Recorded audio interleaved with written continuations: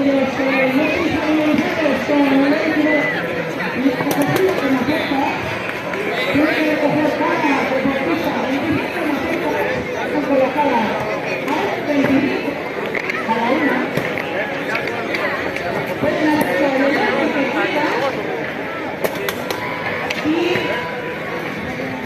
supuesto, tenemos siempre acá de esa gente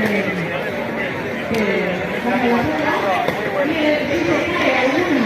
maceta fija del peso, la tiene que recoger en el momento, ya que tira el pez, en el último lugar de la